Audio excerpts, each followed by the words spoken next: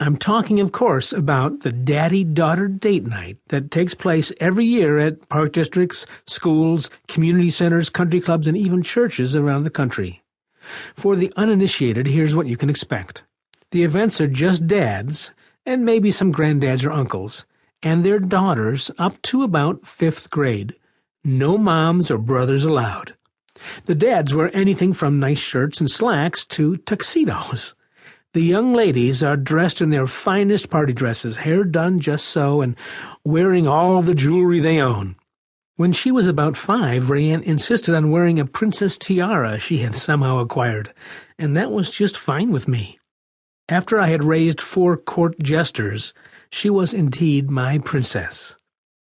You can be as formal and chivalrous as you want, but do consider ringing your own doorbell, pinning on a corsage, posing for pictures, helping with her coat, opening car doors, and just being generally gallant.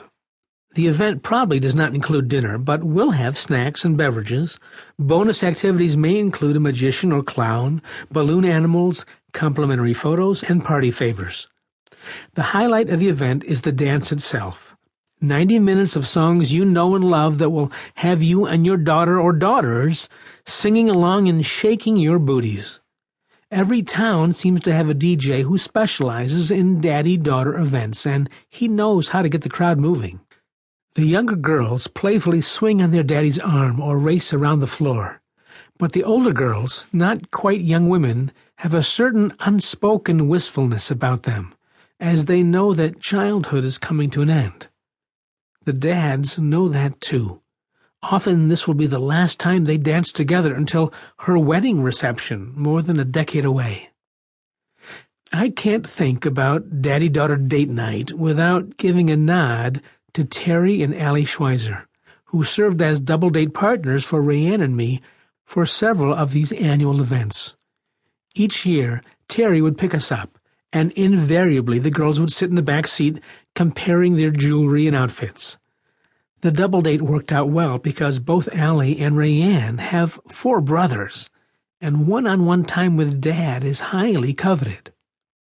One key bit of advice for the evening is to stick with your date. At grown-up dinner parties with your wife, sometimes the women congregate in one area and the men circle up in another. But this is a rare daddy-daughter event. You can catch up with the other dads some other time. Also, I suggest you mentally prepare yourself to surrender to the instructions of the DJ. Even if you're the kind of guy who just doesn't dance, getting out on the floor is an essential part of the evening. The worst thing that happens is that you give your daughter something to tease you about. So if you are instructed to put your right hip in and shake it all about, just do it. If a human locomotive chugs by, grab on. And please don't forget how to spell YMCA. The evening will go by quickly, and so will the years. Pretty soon she'll be in middle school, way too mature for the organized daddy-daughter date night. When that inevitable transformation occurs, I recommend you create a revised, scaled-down version of the event for just you and your blossoming daughter. When the annual Park District brochure comes out, let the announcement serve as a reminder to do a new enhanced kind of daddy-daughter date. Make reservations for 2 at one of the nicer restaurants in town. Instead of doing the hokey-pokey, maybe the 2 of you can sit by candlelight and just talk. Talk about what's going on in her life, about girlfriends, hobbies, hopes, and dreams, about boys and silly stuff that brothers and moms just don't get. The takeaway? Check with your local park district or ask some other dads you know about the nearest daddy-daughter date night. Put it on your calendar. Surrender yourself to the evening. Make it magical. If your little girl is not so little anymore, do your own daddy-daughter date night anyway. The father of a daughter is nothing but a high-class hostage.